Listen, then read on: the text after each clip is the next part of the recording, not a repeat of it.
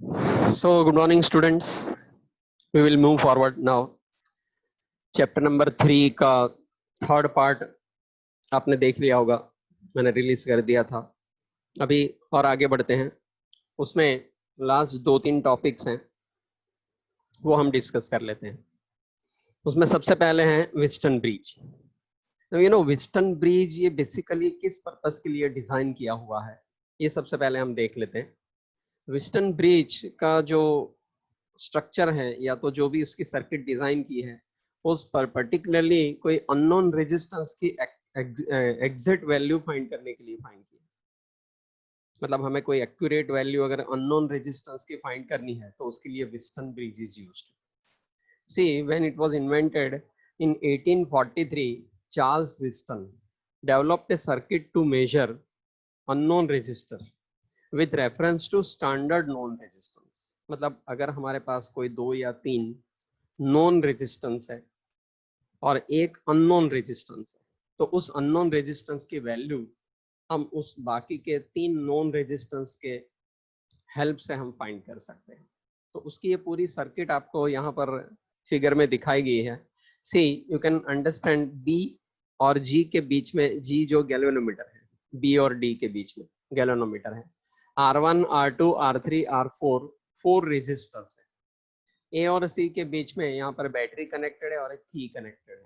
Circuit आप देख सकते हैं बहुत ही इजीली बनाई गई है। सो अननोन रेजिस्टेंस की स्टैंडर्ड वैल्यू हमें फाइंड करनी है, accurate value. This circuit is known as the Wheatstone bridge. Wheatstone bridge network is shown in figure में दिखा हुआ है। अब ये कैसे कनेक्ट किया हुआ है देख लीजिए। ये बैटरी है, बैटरी से जो भी करंट जाएगा वो सीधा आई करंट यहाँ तक फ्लो होगा ए तक। ए से 2 पार्ट बन जाएंगे, I1 और I2, क्योंकि 2 ब्रांच है। In first branch, suppose the current I1, in second branch current is I2. So I1 current will flow through resistors R1 and I2 current will flow through resistors R2, R3.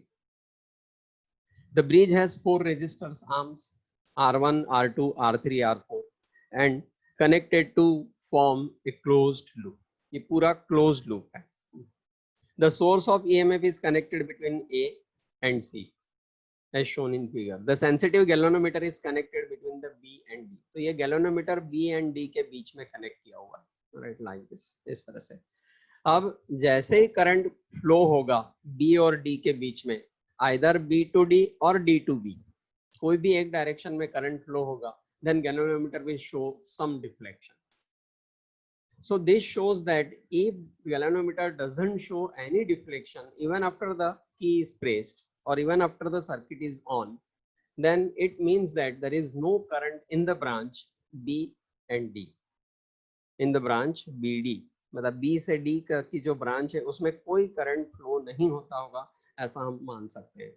क्योंकि अगर current flow होगा तो then galvanometer will show the deflection. अगर galvanometer deflection show नहीं करता है, 0 deflection है, इसका मतलब है उस ब्रांच में कोई करंट नहीं होगा। ओके, आगे बढ़ते हैं। 3 resistors out of the 4 are known. अब ये R1, R2, R3, R4 में से कोई भी 3 को नोन कर दीजिए और एक जो अननोन है जिसकी वैल्यू हमें फाइंड करनी है, वो इन चारों में से कोई भी एक हो सकता है। Suppose R1 is unknown and R2, R3, R4 are known, ऐसा भी आप ले सकते हैं। आप अननोन रेजिस्टेंस को किसी भी पॉइंट में कनेक्ट कर सकते हैं। आप यहाँ पर भी कनेक्ट कर सकते हैं, इधर भी, कहीं पर भी कनेक्ट कर सकते हैं।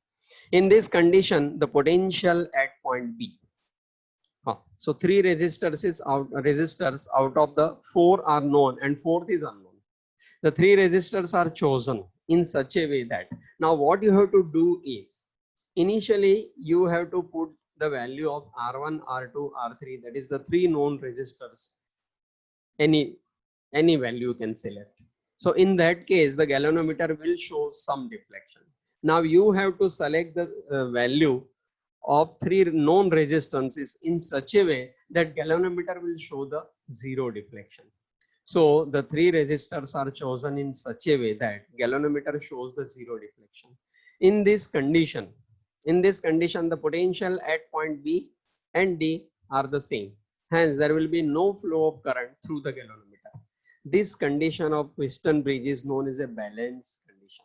तो जब ये B और D के बीच में कोई करंट फ्लो नहीं होगा, इसका मीनिंग ये हुआ कि A और B के बीच में जो I1 करंट यहाँ आता था वही I1 करंट यहाँ से फ्लो होगा B और C के बीच में। सेम A और D के बीच में जो I1 I2 करंट फ्लो हो रहा है वही करंट सीधा D और C के बीच में I2 करंट जाएगा, राइट लाइक। और B और C के बीच में जो गैल्वेनोमीटर कनेक्टेड है वहां पर आपको जीरो डिफ्लेक्शन मिले। That means in that particular branch there is no current. This is called the balance condition. So it is called balance condition. अब यहाँ पर हम किरचॉफ लॉ अप्लाई करते हैं। किरचॉफ लॉ मैंने आपको ऑलरेडी पढ़ा दिया है। किरचॉफ लॉ लूप नंबर 1 उसको अप्लाई करते हैं, लूप नंबर 2 को भी अप्लाई कर सकते हैं। लूप नंबर 1 कौन सा होगा? A B D A, और लूप नंबर 2 कौन सा होगा? B C D A। ये जो सेकंड लूप है ये पर्टिकुलरली, उसमें अगर आप अप्लाई करें तो बहुत ही सिंपल है। फर्स्ट लूप में -I1 R1 plus I2 R3 is equal to 0 है। Ultimately I1 R1 is equal to I2 R3, इस इक्वेशन को हम 1 कहते हैं। Similarly applying Kirchhoff second rule to the loop BCDB, second loop के लिए अप्लाई करेंगे तो -I1 R2 plus I2 R4 is equal to 0। तो अल्टीमेटली ये I1 R2 is equal to I2 R4 ये इक्वेशन मिल जाएगा। दोनों इक्वेशन को एक दूसरे से डिवाइड कर दीजिए, या फर्स्ट को सेकंड से डिवाइड करेंगे तो you will get R1 upon R2 is equal to R3 upon R4। So ultimately any unknown resistance we can find out very easily with the help of 3 known resistors. So by knowing 3 resistors, the 4th unknown resistance can be determined. So ये हम find कर सकते हैं। तो ये जो circuit उन लोगों ने बनाई है वो बहुत ही एक्सीलेंट सर्किट है। इससे हम किसी भी रेजिस्टर की वैल्यू एक्यूरेटली, मतलब डेसिमल पॉइंट में भी हम फाइंड कर सकते हैं। तो उसके लिए अब उसी का प्रैक्टिकल एप्लीकेशन जो है, मतलब वो जो सर्किट था वो थियरिकली था, अभी उसको हमने लेबोरेटरी में अगर बनाना है तो लेबोरेटरी में उसका जो प्रैक्टिकल एप्लीकेशन है उसको कहते हैं मीटर ब्रिज। तो ये मीटर ब्रिज की अब सर्किट मैंने यहाँ पर दिखाई हुई, आप देख सकते हैं। ये जो 4 रेजिस्टेंस है उसमें से R1 और R2 को वैसा ही रखा हुआ है, और फिर जो R3 और R4 नीचे के 2 रेजिस्टर्स थे, यहाँ पर इस सर्किट में नीचे के 2 रेजिस्टर R3 और R4 है, उस ब्रांच के रेजिस्टर की जगह एक रेजिस्टिव वायर ले लिया है, वायर, राइट लाइक दिस। अब जहां पर हमने गैल्वेनोमीटर B और D के बीच में G कनेक्ट किया हुआ है, यहाँ पर भी वही गैल्वेनोमीटर B और D के बीच में कनेक्ट करके वहां पर एक गैल्वेनोमीटर इनके दोनों के बीच में कनेक्ट कर दिया, और D पॉइंट को वेरिएबल रखा हुआ है। वेरिएबल मतलब हम एक जगह से दूसरी जगह उसको शिफ्ट कर सकते हैं, वेरी कर सकते हैं या मूव कर सकते हैं, इस जगह रखा हुआ है, राइट लाइक दिस। तो मीटर ब्रिज क्या है देख लेते हैं। ये पूरी सर्किट सेम वैसी की वैसी है। ये सारी जो मेटल की स्ट्रिप्स है, these are the metal strips, right. उसके साथ टर्मिनल अटैच है, और 2 टर्मिनल के बीच में यहाँ पर R1 कनेक्टेड है, here the R2 is connected, और जो A और C का जो टर्मिनल था उसके बीच में पूरा एक रेजिस्टिव वायर कनेक्टेड है। उस वायर की कोई फिक्स लेंथ होती है, जैसे 1 मीटर 2 मीटर लाइक दिस हम रख सकते हैं, कोई भी एक लेंथ, और उसी के बीच में बैटरी और की कनेक्टेड है, right like this. And then rheostat is connected. से रियोस्टेट इसीलिए है कि करंट को कंट्रोल करने के लिए, या फिर पूरी सर्किट के अंदर जो वोल्टेज है, पोटेंशियल डिफरेंस है, उसको भी हम कंट्रोल कर सकते हैं। So meter bridge is the simple practical device based on the principle of Wheatstone bridge। मतलब ये पूरा व्हिस्टन ब्रिज जो हमने सीखा उसका ही प्रैक्टिकल एप्लीकेशन है। It is used to measure unknown resistance experimentally। आपने भी 12th स्टैंडर्ड में इसके कुछ प्रैक्टिकल्स किए होंगे आपके स्कूल की लेबोरेटरी में। The meter bridge used in the laboratory is shown in the figure। Meter bridge consists of a constant wire of length 1 metre, usually 1 metre रखते हैं ताकि वो 1 मीटर मतलब 100 सेंटीमीटर जैसा, and the uniform cross sectional area which is used in place of the resistors R3 and R4। So जो 2 resistor R3 और R4 है उसकी जगह वायर कनेक्टेड है। This wire is stretched tight and clamped on the metre scale which is mounted on, ये पूरे metre scale के बीच में उसको माउंट कर दिया है, विच is mounted on A wooden platform. It is mounted on A wooden platform. Two thick copper strips bent at right angles are connected at two ends A and C. अब ये पूरा जो theoretical description है जो आपने figure के अंदर देखा है उसका theoretical description यहाँ पर दिया हुआ as shown in the figure. The connecting terminals are provided on this metallic strip at the end of point of a wire where a battery can be connected. Another copper strip is fixed between the two thick copper strips in such a way that the metallic strip has the two gaps across which resistors can be connected. तो वहाँ जो gap है उसके अंदर R1 और R2 connected है. One end of sensitive galvanometer is connected between the strip midway between the gap of two. The other end of the galvanometer is connected to a jockey key. Jockey मतलब हम उस wire के ऊपर move कर सकते हैं, freely move कर सकते हैं. इस तरह से उसको उस की को हम जॉकी कहते हैं. मतलब जो कनेक्शन हम मूव कर सकते हैं एक जगह से दूसरी जगह उसको जॉकी की कहते हैं. उसको डी से इंडिकेट किया हुआ है. Can slide over the wire to make electrical connection. Now as shown in figure.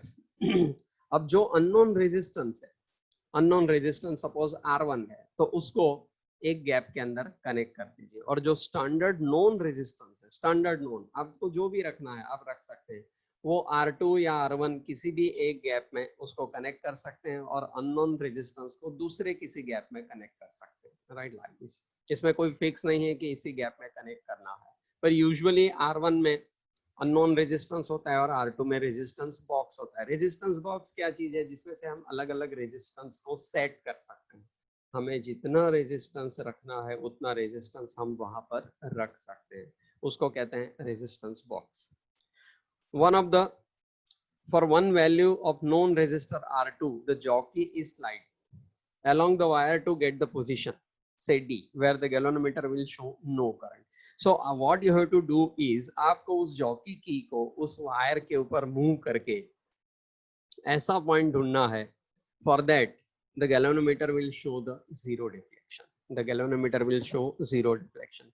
So point D is called the balance null point. ऐसा एक पॉइंट गैल्वेनोमीटर पे सर्किट पे D मिला हुआ है तो उस D पॉइंट को हम बैलेंस नल यूनिट कहते हैं. Let the distance of the jockey from the end A at the balance point D AD is L1. तो सपोज एक साइड से A से उसकी लेंथ L1 है तो नेचुरली C से उसकी दूसरी तरफ की लेंथ कितनी होगी 100 माइनस L1 या तो 1 minus L1, 1 metre minus L1 या तो 100 सेंटीमीटर माइनस L1 हो जाएगी. Right like this. तो ये दोनों तरफ की हमें लेंथ मिल गई. इसका मतलब है of the wire is L2, दूसरी साइड की लेंथ कितनी है. Then we have R1 upon R2 is equal to resistance of wire AD divided by resistance of wire DC.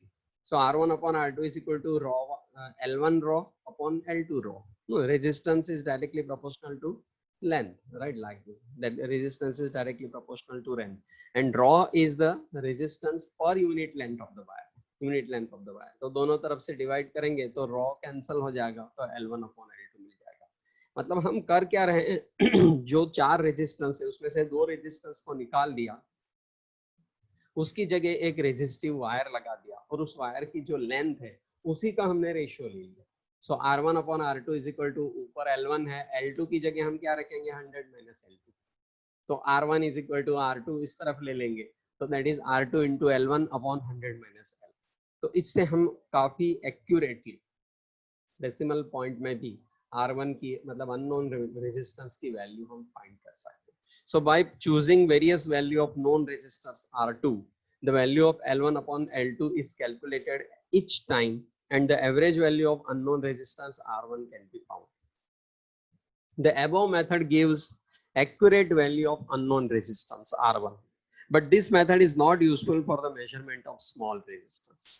खैर पर इसके अंदर हम इस एक्सपेरिमेंट को रिपीट कर सकते हैं. तो उसमें R2 की कोई दूसरी वैल्यू सेट कर दीजिए और फिर से पूरा एक्सपेरिमेंट रिपीट कीजिए. You will get the different point for balance. मतलब L1 और L2 अलग अलग वैल्यू आ जाएगी और तीसरी बार आप रिपीट कर सकते हैं R2 की अलग अलग वैल्यू सेट करके. तो ये जो R2 है उसकी अलग अलग वैल्यू सेट करके आपको L1 और L2 डिफरेंट मिलते चले जाएगा and every time you can find out the value of R1 और फिर उस सारी जो R1 की वैल्यूज है उसका हम एवरेज लेके R1 की एग्जैक्ट वैल्यू फाइंड कर सकते हैं. सो this is very interesting and useful method with the help of which we can find out the unknown resistance, value of unknown resistance. तो ये बहुत ही interesting application है. Now ऐसा ही application wire के through ही जो बनाया है उसको potentiometer कहते हैं. What exactly the potentiometer? Potentiometer एक ऐसा device है जो आपको वेरिएबल वोल्टेज, एक टाइप की वेरिएबल वोल्टेज वाली बैटरी बना देता है. बैटरी बना देता है, आप अलग अलग वोल्टेज उसमें से ले सकते हैं, right, like this. So potentiometer is such a device in which one can obtain continuously varying potential difference. Continuously varying potential difference मतलब जैसे बैटरी में से आपको 3 वोल्ट या 10 वोल्ट या 8 वोल्ट की या 9 वोल्ट की बैटरी होगी तो उसमें से हमेशा आपको 9 वोल्ट ही मिलता चला जाएगा. लेकिन आपको अगर आपको वेरिएबल वोल्टेज चाहिए 0 से 9 के बीच में काफी अलग अलग वैल्यूज के वोल्टेज चाहिए तो ऐसा आप पोटेंशियोमीटर डिफाइन कर सकते हैं. This can be understood from the principle of potentiometer. तो इसका प्रिंसिपल क्या है वो समझ लेते हैं. सबसे पहले सर्किट देख लीजिए. सेम ये इसके जैसी ही सर्किट है जिसके अंदर विस्टन ब्रिज था, वैसे ही सर्किट है ऑलमोस्ट, लेकिन थोड़ा सा इसमें डिफरेंस है. इसमें ए और बी जो टर्मिनल आपको दिखाई दे रहे हैं उस टर्मिनल में के बीच में एक long resistive wire connected. Usually ये 4 मीटर जैसा रखा जाता है यूजुअली, पर ऐसा कोई जरूरी नहीं है, आप उसको अलग अलग लेंथ का वायर भी रख सकते हैं. सो it is long resistive wire है पूरा ए से लेकर के बी तक का. उसकी टोटल लेंथ सपोज एल है, capital L, right, like this. इसी के बीच में एक हमें नल पॉइंट फाइंड करना है. That null point is suppose C. तो ए और सी के वैल्यू, ए से लेकर के सी की वैल्यू कितनी है, सपोज एल है. सो ए सी इज सपोज एल. तो नेचुरली अगर एक पार्ट ए सी की वैल्यू आपको पता है तो सी भी आपको पता चल जाएगा, वो कैपिटल एल में से स्मॉल एल माइनस करके. इसका मतलब ये पूरे रेजिस्टिव वायर के ऊपर हमें एक ऐसा नल पॉइंट फाइंड करना है जो पूरे वायर की लेंथ को 2 पार्ट में डिवाइड करे. एक है स्मॉल एल और दूसरा capital L minus small L, मतलब रिमेनिंग. बाकी बैटरीज और वो सब जो कनेक्टेड है वो एज इट इज आपने पहले सर्किट में देखा वैसा ही है. एक बैटरी कनेक्टेड, एक रेजिस्टेंस बॉक्स है, की है और एक स्मॉल रेजिस्टेंस जो इंटरनल रेजिस्टेंस है बैटरी का, वो यहाँ पर अलग से दिखाया हुआ है. ये जो इंटर आर है, स्मॉल आर, वो इंटरनल रेजिस्टेंस है. तो पोटेंशियोमीटर का आगे चल के हम ये भी एक यूज देखेंगे कि हम इंटरनल रेजिस्टेंस भी बैटरी का फाइंड कर सकते हैं. Okay, let us read further. So this can be understood from the principle of potentiometer. As shown in figure, a battery of EMF E and having internal resistance R is connected in series with the resistance box R, and a long resistive wire of uniform cross-sectional area, that is the resistance per unit length of the wire.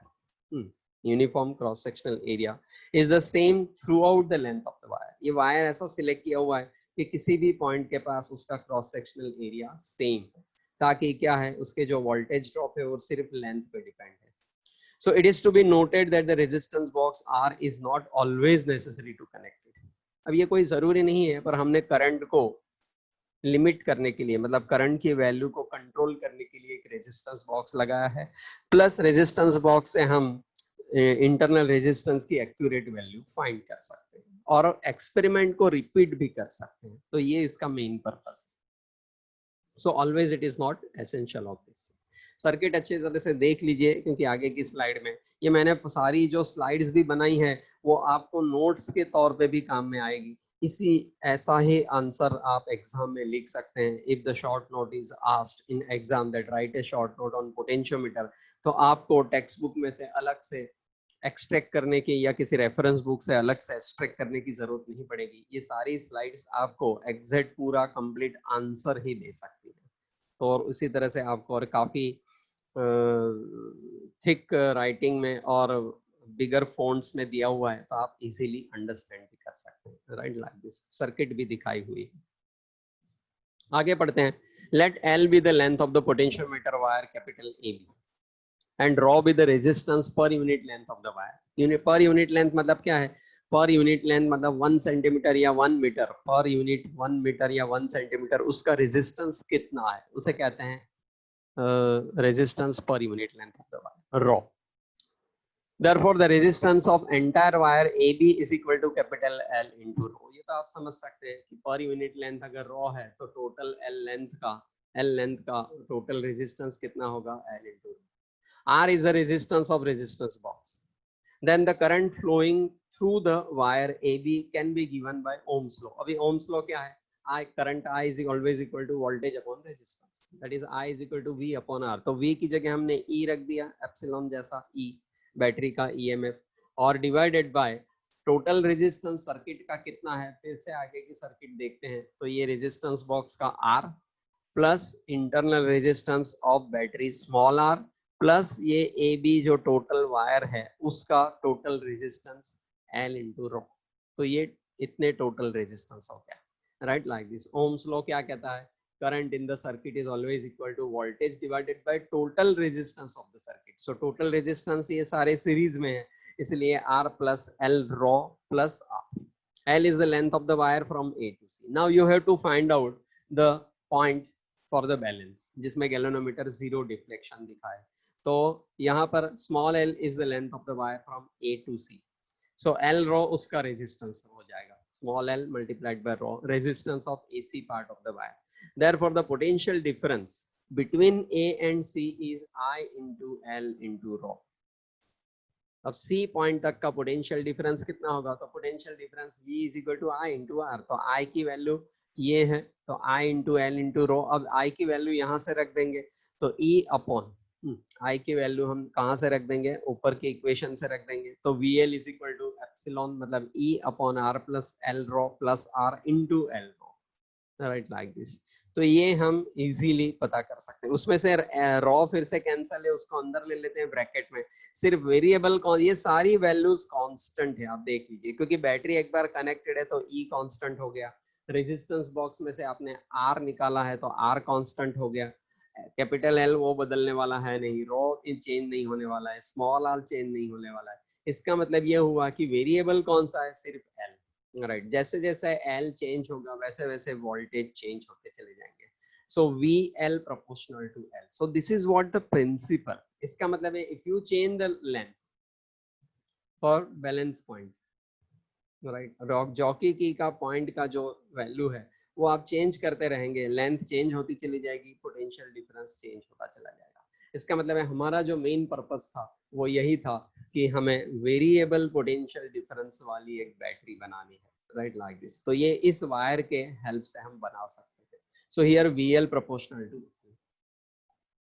सो अभी ये highlighted मैंने यहाँ पर उसकी definition और वो सब principal लिखा हुआ है. This will be very useful. अगर आपको एग्जाम में 1 मार्क में पूछेंगे कि write the principle of potentiometer, तो you can write down like this, the potential difference between any 2 point. Understand, the potential difference between any 2 points of a potentiometer wire is directly proportional to the distance between that point. That means it is directly proportional to length of the wire. Now rho is equal to VL upon L. Rho is equal to VL upon L. वो क्या है? That is potential difference per unit length. So VL की value वहां से रख देते हैं, LL cancel हो जाएगा. So that is rho E मतलब E into rho upon R plus L rho plus R. So VL upon L is called the potential gradient. Naturally VL मतलब वोल्ट है, L मतलब मीटर है, तो naturally इसका unit क्या होगा, volt पर मीटर. इसको हम सेंसिटिविटी कहते हैं. पोटेंशियोमीटर एक टाइप का ऐसा डिवाइस है जो वेरिएबल पोटेंशियल देता है, और उसमें भी VL अपॉन L जो है वो उसकी सेंसिटिविटी कहलाती है. It is called sensitivity of potentiometer. The sensitivity of potentiometer depends on the potential gradient along the wire. Depends upon the potential gradient along the wire. तो ये जो potential gradient है, VL upon L is a potential gradient. It is called a potential gradient. Smaller the potential gradient, greater will be the sensitivity of potential. जितना इसका VL upon L smaller होगा, उसकी sensitivity greater है, ऐसा हम पता कर सकते हैं, right, like this. पता चल गया है. तो इस तरह से हम ये सबसे पहले तो हमने प्रिंसिपल क्या है वो समझ लिया. अब उसके एप्लीकेशंस देखते हैं, राइट. इसके एप्लीकेशंस क्या है. सो यूजेस ऑफ पोटेंशियोमीटर, उसमें से first use comparison of EMF of 2 cells. Comparison of EMF of 2 cell का मतलब क्या है कि हमारे पास कोई 2 सेल्स हैं, बैटरीज हैं, राइट, उसके EMF का कंपैरिजन करना है, मतलब E1 अपॉन E2 का रेशियो फाइंड करना है. ये इसीलिए है क्योंकि हम वोल्ट मीटर से जब भी किसी बैटरी का ईएमएफ मेजर करते हैं तो वो एक्चुअली मेजर नहीं होता, वो टर्मिनल वोल्टेज मेजर करता है। इसीलिए हमें अगर उसका एक्यूरेट वैल्यू चाहिए तो हम ये यहाँ से पता कर सकते हैं। पोटेंशियोमीटर का ये भी एक यूज है कि किसी भी बैटरी या सेल का एक्यूरेट ईएमएफ हम पता कर सकते हैं, प्लस उसका इंटरनल रेजिस्टेंस हम फाइंड कर सकते हैं, प्लस कोई अननोन बैटरी है उसका ईएमएफ कितना है वो भी हम पता कर सकते हैं दूसरे किसी नोन बैटरी के कंपैरिजन से। So that is what the first topic is, comparison of EMF of two cells. अब इसकी जो पहली सर्किट था, राइट लाइक दिस, इससे पहले की जो सर्किट है यहाँ पर, इस सर्किट के अंदर यहाँ पर ये जो सर्किट था, राइट, पोटेंशियोमीटर का, अब इसमें ए और बी के बीच में ये रेजिस्टिव वायर था, राइट, रेजिस्टिव वायर। अब मैं ए और बी के बीच में ही यहाँ पर दूसरी दो बैटरीज कनेक्ट कर सकता हूँ जिसका हमें ईएमएफ का रेशियो फाइंड करना है। तो ये जो दो बैटरी है वो हम कनेक्ट कर सकते हैं, राइट लाइक, जिसका ईएमएफ हमें फाइंड करना है। तो देखिए ए पॉइंट के पास में एक E1 बैटरी कनेक्टेड है और बी ए ही उसी ए पॉइंट के पास में E2 कनेक्टेड है। दोनों के बीच में एक कीज लगा दी ताकि हम किसी भी एक बैटरी को कनेक्ट या डिसकनेक्ट कर सकते हैं, राइट लाइन। और उनके जो कॉमन पॉइंट है वहां से गैल्वेनोमीटर लेके फिर जॉकी की कनेक्टेड है और उस जॉकी की को हमें वायर के ऊपर घुमाना है, राइट लाइक, वायर के ऊपर मूव करके हमें बैलेंस पॉइंट फाइंड करना है, राइट लाइक दिस। तो बाकी की सर्किट तो वैसी की वैसी ही है, जो पहले की सर्किट थी उसी तरह से, राइट लाइक दिस। तो यहाँ पर सबसे पहले ऊपर रीड कर लेते हैं, comparison of EMF of two cells. Let E1 and E2 be the EMF of two cells which are to be compared using potentiometer. जिसका हमें ईएमएफ कंपेयर करना है उसको यहाँ पर कनेक्ट किया हुआ है। For this purpose the EMF E of the driver cell, ये जो सेल है मेन सेल ई, उसको ड्राइवर सेल कहते हैं, जो सर्किट में ऑलरेडी कनेक्टेड है, मेन बैटरी, उसे मेन बैटरी कहते हैं। The potentiometer should be greater than EMF of cells E1 and E2 to be determined। ये थोड़ा हायर पोटेंशियल वाला बैटरी लिया जाता है ताकि इन दोनों से थोड़ा हायर हो, ऐसा एज शोन इन फिगर। अब इसका पूरा स्ट्रक्चर और कंस्ट्रक्शन वर्किंग समझते हैं। The jockey key is moved, हाँ, as shown in figure the circuit is connected. मतलब सबसे पहले E1 या E2 में से कोई भी एक बैटरी को कनेक्ट कर सकते हैं। वो कैसे कि K1 की को क्लोज कर दीजिए और K2 को ओपन रखेंगे तो E1 विल गेट कनेक्टेड, और अगर K1 को ओपन कर देंगे और K2 कनेक्ट कर देंगे तो E2 विल गेट कनेक्टेड। मतलब कोई भी एक बार में एक बैटरी डिस्कनेक्ट हो जाएगी और दूसरी बैटरी कनेक्ट हो जाएगी। The jockey is moved along the wire AB till the galvanometer shows no deflection, no deflection। That means galvanometer zero deflection दिखाना चाहिए, तब तक उसे A और B के बीच में मूव करते चले जाएंगे। And find determine the point C1 so that the galvanometer shows the zero deflection। In this condition, let this point be jockey be C1। In this condition, no current is flowing through the cell E1 and hence terminal voltage is equal to the EMF E1। Such a point on the wire is called the null point। इसको कहते हैं null point। अब ये जो C1 null point ये किसके लिए है? E1 के लिए। वैसा ही दूसरा पॉइंट C2 आपको किसके लिए फाइंड करना है? E2 के लिए। मतलब पहले C1 हमने फाइंड कर लिया किसमें? K1 की को क्लोज करके और K2 को ओपन करके, ताकि E1 का C1 पॉइंट फाइंड हो गया। उसी तरह से K1 को ओपन कर दीजिए, K2 को क्लोज कर दीजिए, so that E2 battery will get connected, and for that you have to find out the C2 null point। Such a point on the wire is called the null point। Suppose null point C1 is at a distance L1 from the point A of wire। In the balance condition, the potential difference between the point A and C1 of the wire should be equal to EMF of a cell E1। मतलब उसके लिए जो length है वो भी major कर लीजिए। तो AC1 की लेंथ L1 है, सिमिलरली AC2 की लेंथ L2 फाइंड होगी। अब वायर तो सेम ही है, तो दोनों लेंथ के लिए जो रेजिस्टेंस पर यूनिट लेंथ है रॉ, वो तो सेम ही होगा। तो अब आगे का इसका कैलकुलेशन देख लेते हैं, राइट लाइक। अब इसका कैलकुलेशन क्या है वो समझ लेते हैं। So voltage across the AC1 is equal to E1 that is equal to rho L1। Rho की वैल्यू ऑलरेडी हमारे पास आगे के इक्वेशन में थी। सिमिलरली वोल्टेज अक्रॉस AC2 वो हम फाइंड करेंगे E2 that is equal to rho L2। अब E1 अपॉन E2 ले लेंगे तो रॉ विल बी कैंसल, तो सीधा L1 अपॉन L2 आ जाएगा। अब L1 और L2 आपको फाइंड करना बहुत ही ईजी है। पोटेंशियोमीटर हो या विस्टन ब्रिज का जो मीटर ब्रिज है, उसका जो वायर है वो ऐसे कनेक्टेड होता है कि उसके ठीक नीचे एक स्केल कनेक्टेड है, फिक्स्ड है, स्केल फिट किया हुआ है। तो उस स्केल पर से ही आपको उसकी जो लेंथ है वो आप मेजर कर सकते हैं। So now by inserting plug key K2, the battery E2 is connected in place of the E1. The null point C2 is again obtained for the cell E2 by sliding jockey on the wire. Let the balancing length AC2 is equal to L2, then VAC2 is equal to E2 L2. फिर दोनों का ratio ले लीजिए तो E1 upon E2 is equal to L1 upon L2।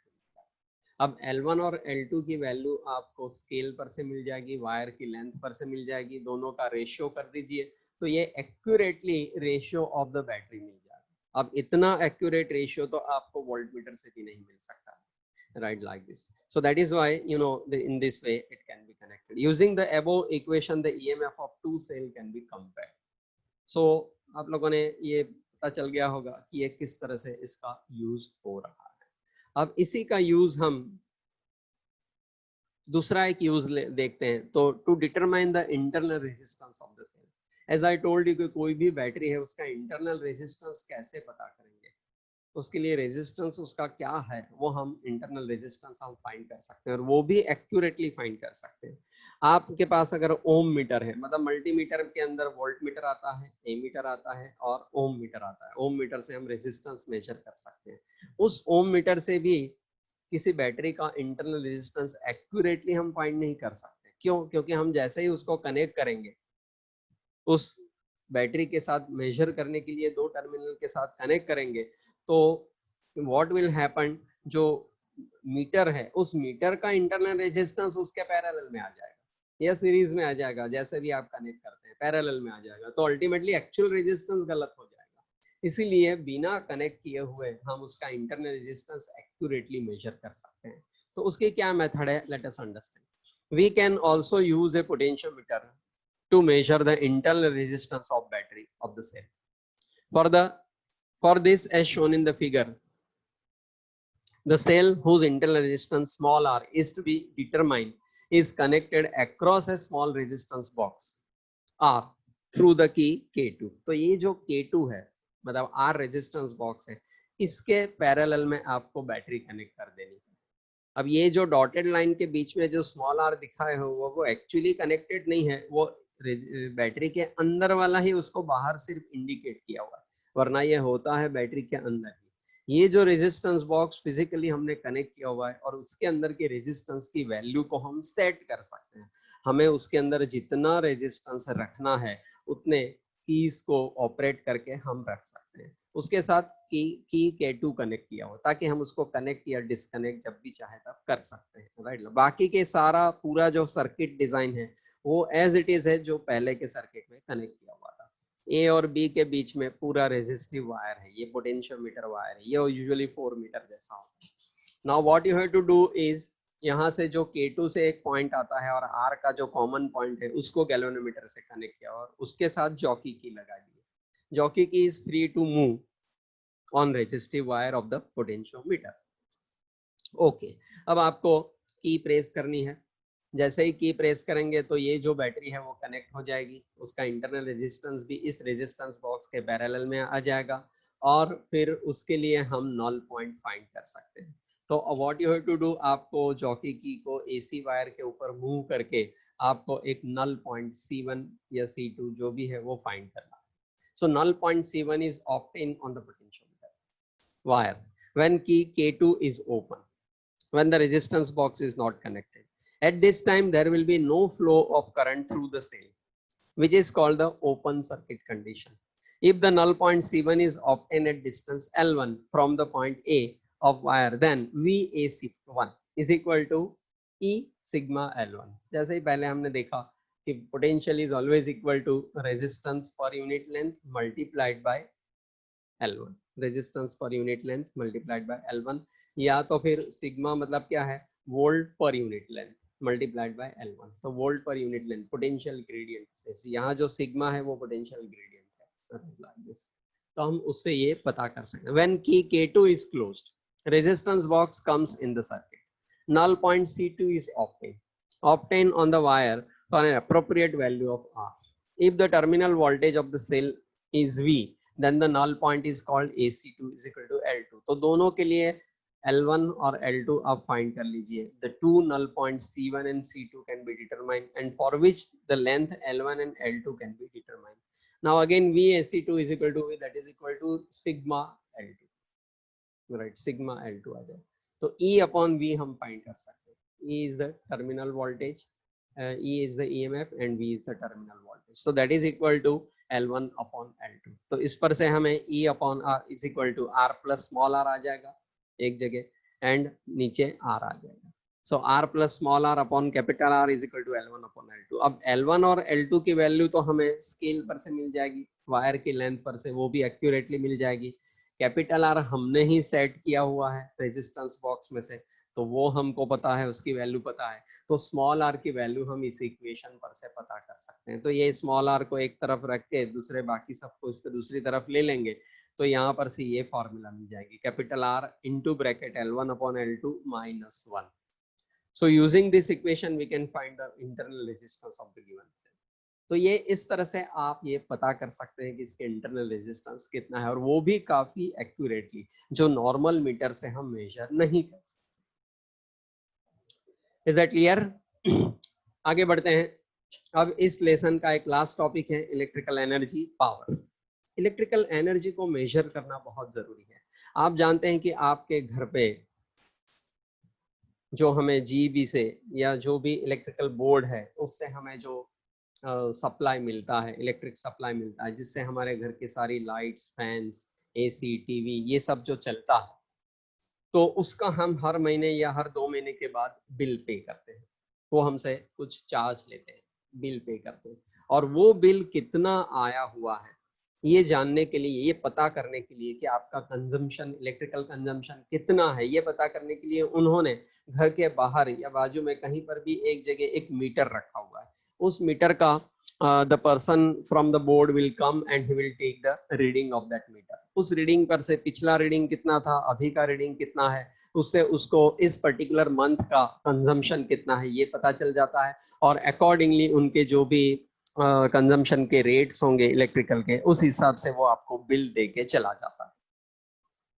अब ये जो consumption है वो इलेक्ट्रिकल एनर्जी इंडिकेट करता है कि पूरे महीने में आपने कितनी इलेक्ट्रिकल एनर्जी को यूज किया हुआ.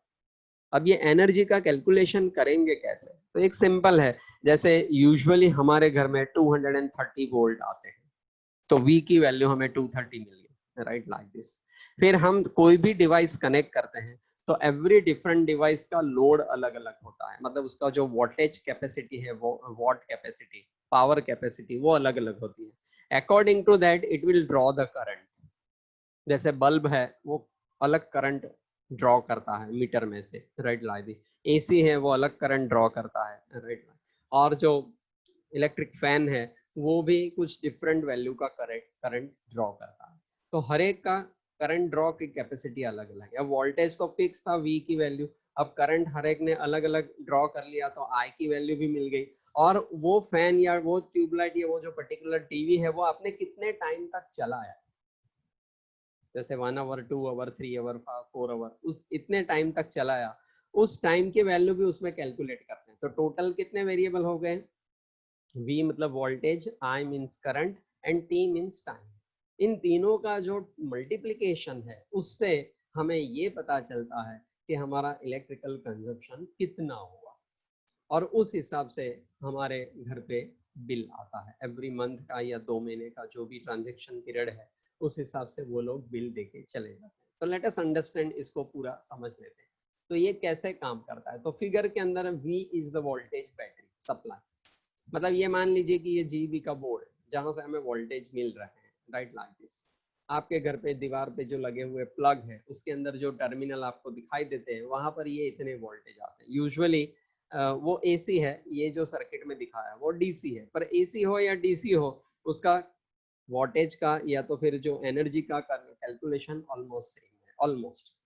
सो V is the potential difference of the battery, K is the key, और ए बी के बीच में रेजिस्टेंस है. अब ये जो रेजिस्टेंस दिखाया हुआ है वो हमारे घर पे तो ऐसा कोई रेजिस्टेंस होता नहीं है, और समझ लीजिए ये सिंबॉलिक है. ये रेजिस्टेंस का मतलब होता है आपके घर पे जो भी इलेक्ट्रिकल डिवाइस है वो रेजिस्टेंस के फॉर्म में यहाँ पर इंडिकेट किया हुआ है. जैसे आपने बल्ब यूज किया है तो बल्ब मतलब resistance, fan means resistance, AC जो है, टीवी जो है, वो सब रेजिस्टेंस है, कंप्यूटर वगैरह है तो वो भी रेजिस्टेंस ही है. और रेजिस्टेंस के टर्म्स में आप उसको समझ सकते हैं या देख सकते हैं.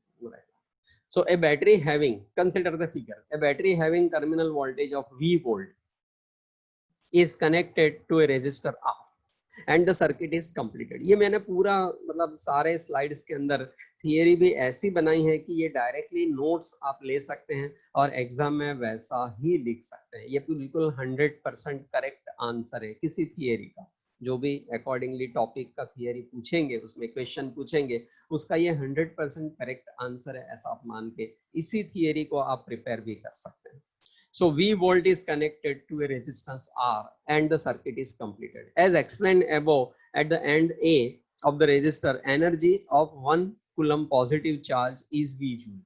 Naturally क्या होगा सर्किट समझ लेते हैं. जैसे ही की को प्रेस करेंगे बैटरी के पॉजिटिव टर्मिनल से करंट फ्लो होगा और वो रेजिस्टर्स के अंदर से फ्लो होके फिर से बैटरी के अंदर आएगा. तो ये पूरी सर्किट कंप्लीट होगी. Now when the as soon as the current I is flowing through the resistance, some electrical energy will be consumed across the resistance. उसे कहते हैं the power will be dropped across the resistance या voltage drop across the resistance कहते हैं.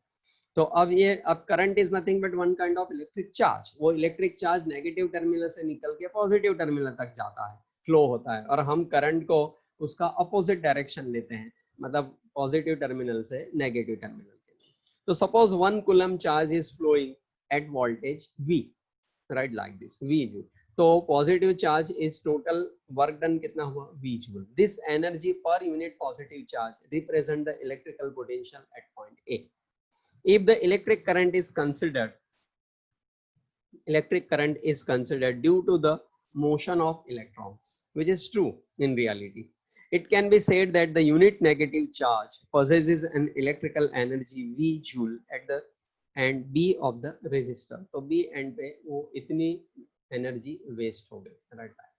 अब joule effect कैसे कहते हैं. अब आप जानते हैं कि कोई भी इलेक्ट्रिकल डिवाइसेस को थोड़े देर तक हम कनेक्ट करके रखेंगे, जब चलाएंगे, एक्चुअली बल्ब हो या फैन हो, और उसके बाद जब बंद करने के बाद उसको हाथ लगाएंगे तो यू मस्ट हैव फाउंड कि ये थोड़ा सा गर्म हो गया होगा.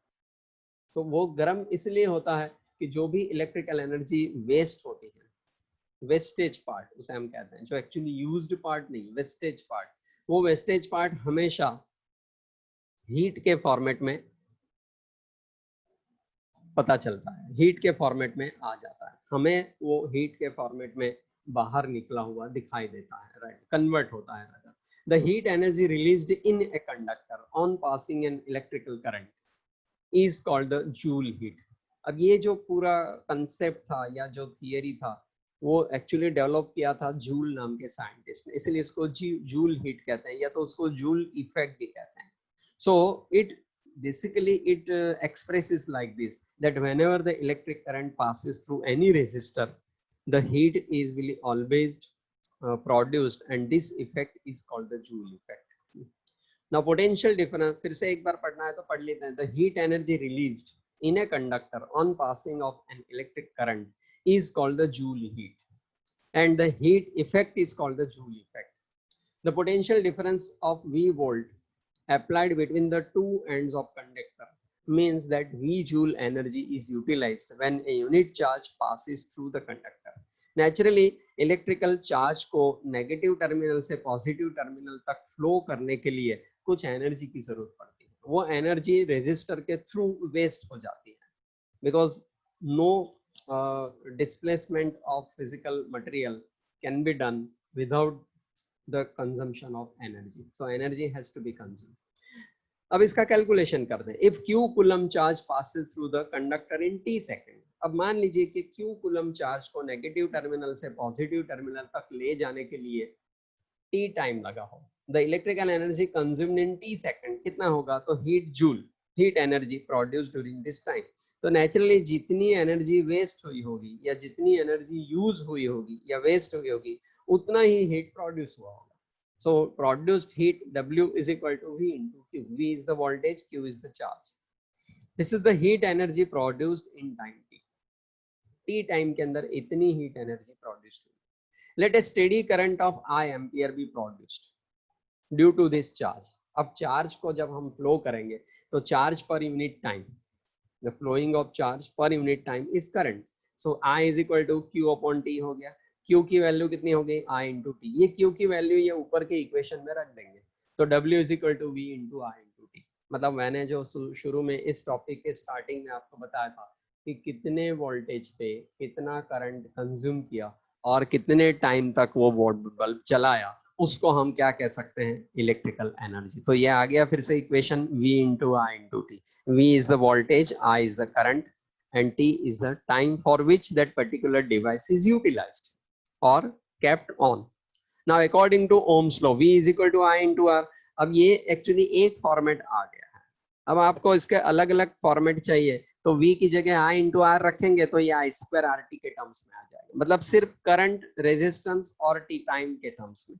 ये करंट, वोल्टेज और टाइम के टर्म्स में है। ऐसे अलग अलग फॉर्मेट आप यूज कर सकते हैं, मतलब आपके कैलकुलेशन के लिए आपके पास जो भी वैल्यू है उस वैल्यू के टर्म्स में भी आप ये एनर्जी कंज्यूम कर सकते हैं, एनर्जी कंज्यूम का कैलकुलेशन कर सकते हैं।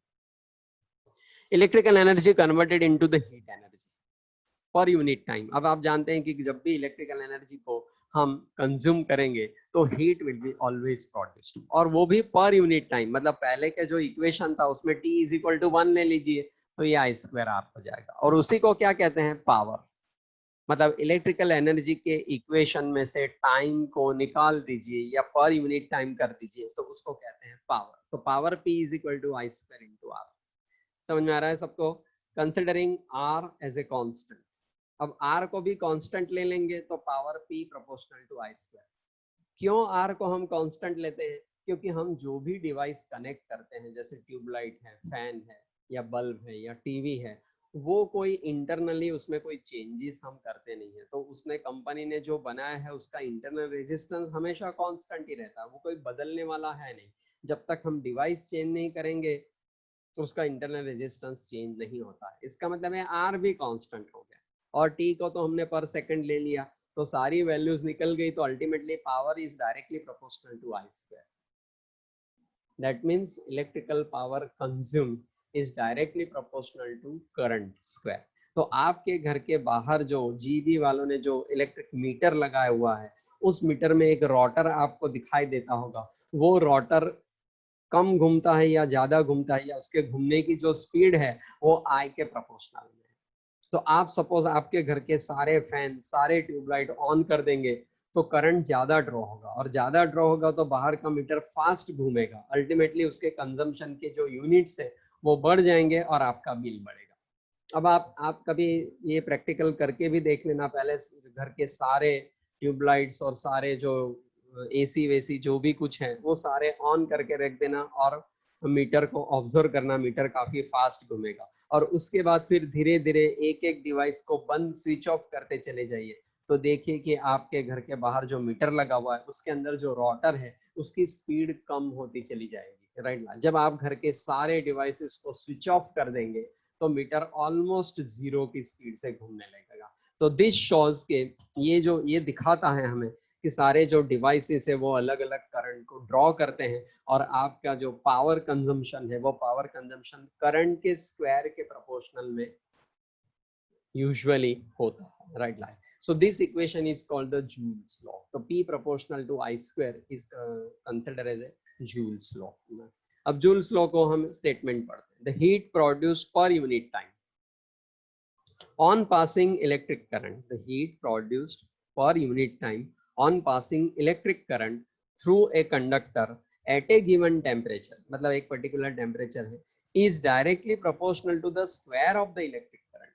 एग्जाम में भी 1 मार्क में अगर या 2 मार्क में आपको पूछेंगे तो जूल्स लॉ क्या है उसको एक्सप्लेन करना है, तो सबसे पहले आपको जूल्स लॉ का स्टेटमेंट लिखना पड़ेगा। जूल्स लॉ का स्टेटमेंट लिखना पड़ेगा। तो वो स्टेटमेंट ये है, फिर से एक बार पढ़ते हैं। The heat produced per unit time, the heat produced per unit time on passing electric current through a conductor at A given temperature, temperature usually constant है क्योंकि वैसे भी हमारा रूम टेम्परेचर कांस्टेंट रहता है, is directly proportional to the square of the electric current. The heat energy produced here is in joules। अब naturally जो heat energy produce होगी वो जूल में होगी, लेकिन हमारा जो प्रैक्टिकल यूनिट है हीट का वो यूजुअली कैलोरी होता है। आप जानते हैं हमें अलग अलग फूड में से कितनी कैलोरी मिलती है, ऐसा हम यूजुअली कैलकुलेट करते हैं। तो हीट एनर्जी के दो यूनिट हैं। अब एक बात अच्छी तरह से समझ लीजिए कि एनर्जी के बहुत सारे फॉर्मेट हैं, mechanical energy, electrical energy, heat energy, ऐसे अलग अलग जो फॉर्म्स हैं, उसमें से हीट ही एक ऐसी एनर्जी है जो जिसके दो यूनिट है, एक जूल भी है और दूसरा कैलोरी भी है। Joule is the SI unit. अब जूल में से कैलोरी में कैलोरी को कन्वर्ट कैसे करते हैं उसका भी इक्वेशन साइंटिस्ट जूल नहीं बनाया, तो ये यहाँ पर मैंने दिखाया हुआ है। उसका कैलकुलेशन क्या है that you can understand, right. We must know the relation between the joule and calorie if you want to express the heat energy in calorie. Such a relation was given by scientist Joule. अब ये year भी मैंने express किया हुआ है, देख लीजिए 1889 पे ऑलमोस्ट उसके बीच में उन्होंने बनाया था। According to which W is equal to J into H। W मतलब जूल है, H मीन्स कैलोरी, और J मतलब उसका कन्वर्टर, राइट, मतलब उसका जो इक्विवेलेंट है। So W is in the joule and H is in the calorie. Here J is called the Joule's constant या mechanical equivalent of heat उसे कहते हैं। उसकी वैल्यू कितनी है? 4.2। इसका मतलब है 1 कैलोरी का मतलब होता है 4.2 जूल। 1 कैलोरी मीन्स H की वैल्यू अगर 1 रख देंगे तो उसको 4.2 से मल्टीप्लाई कर देंगे तो जूल में कन्वर्ट हो जाएगा। मतलब आप एक जूल हीट एनर्जी, एक जूल एनर्जी को जब कंज्यूम करेंगे तो 1 कैलोरी हीट प्रोड्यूस होगी, right. So H is equal to W upon J। W की वैल्यू I² RT रख देंगे और नीचे J की वैल्यू 4.2 आप रख सकते हैं, right, like this. So I² into R into T को जो भी वैल्यू आएगी उसको अगर 4.2 से डिवाइड कर देंगे तो आपको कैलोरी की वैल्यू मिल जाएगी। So this is what the conversion of joule to heat calorie, right, like this। अब जूल्स के जो इक्वेशन है या जूल्स का लॉ है उसके ऊपर से काफी सारे प्रैक्टिकल एप्लीकेशंस हम बना सकते हैं। क्या हम अपने घर के अंदर बहुत सारे ऐसे प्रैक्टिकल एप्लीकेशन यूज करते हैं जो जूल्स लॉ के बेस्ड है, right.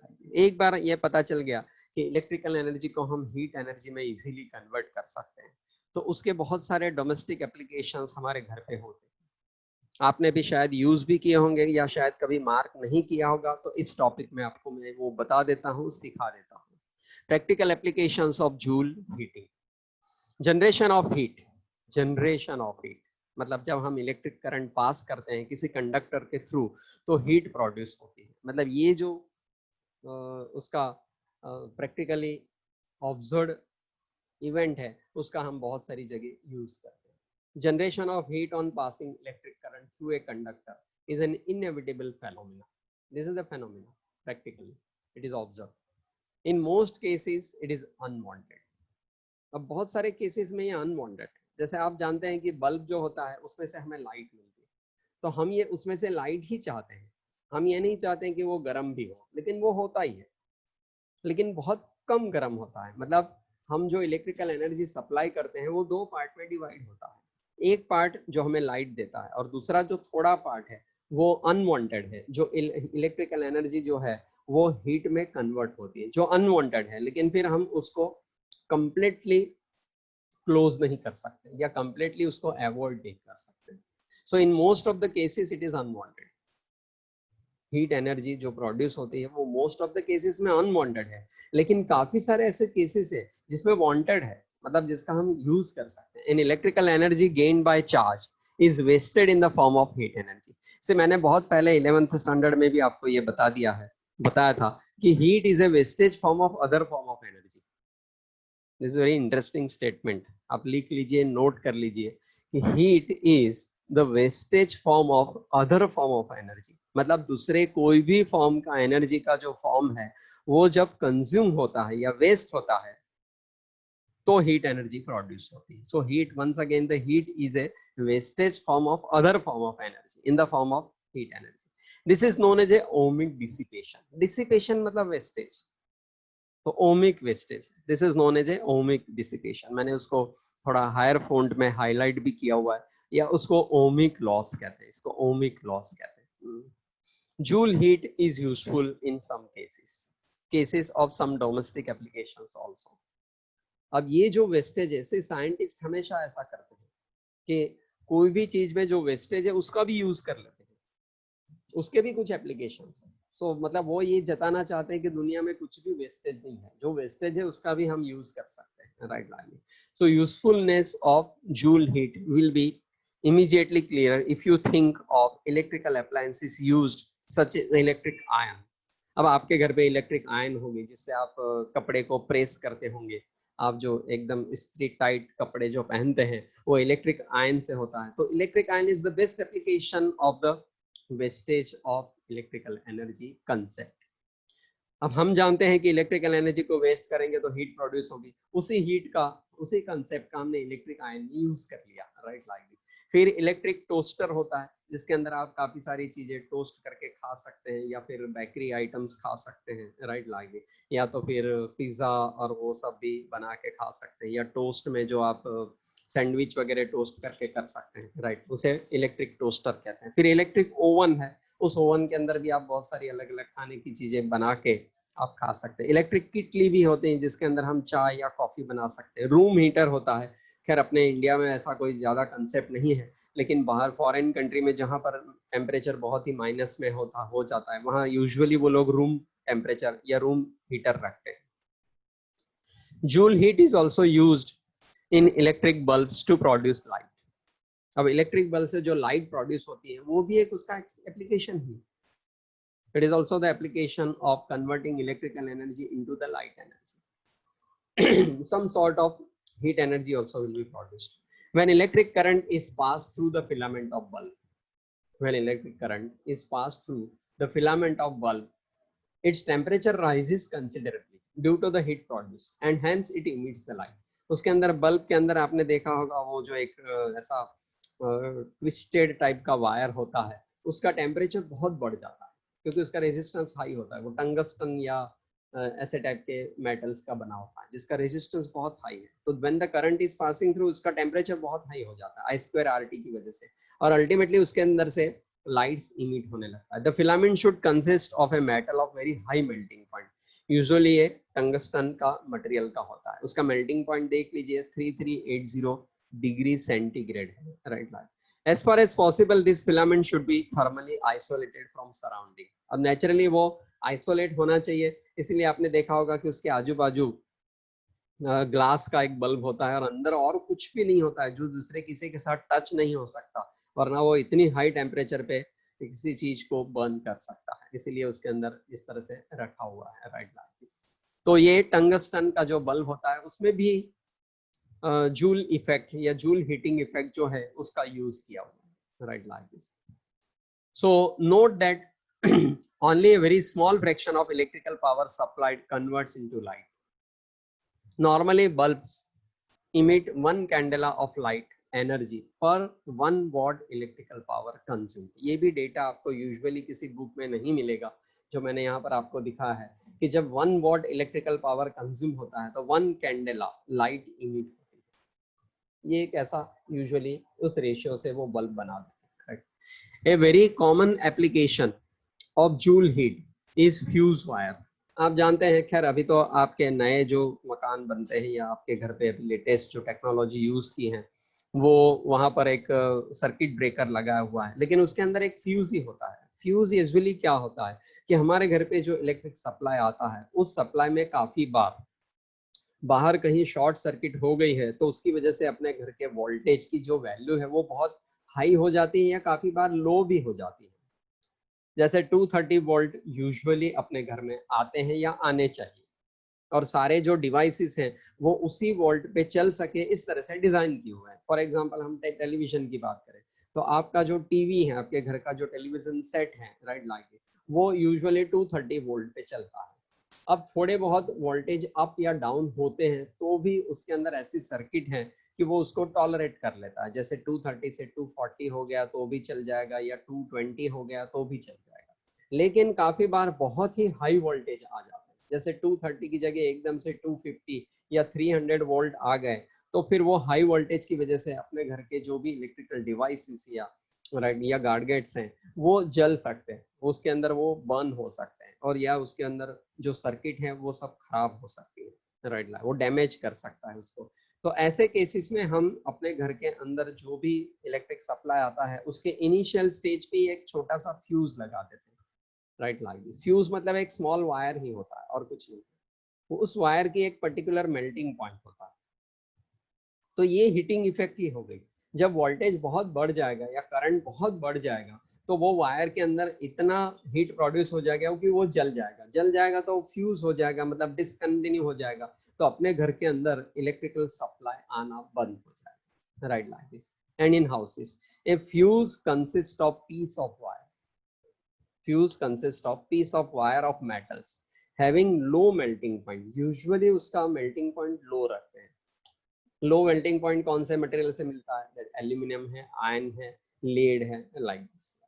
Is connected in series with the appliances. तो अप्लायंसेस के साथ सीरीज में वो फ्यूज कनेक्टेड है। इंडिविजुअल अप्लायंसेस में भी ये सब कनेक्टेड होता है। If a current larger than the predecided value, मतलब करंट अगर बहुत लार्ज हो गया तो नेचुरली फ्यूज में ज्यादा हीट प्रोड्यूस होगी which will not be tolerated by that fuse, और अल्टीमेटली फ्यूज बर्न हो जाएगा, जल जाएगा, right. Wire melts and breaks the circuit and thus protects the appliances.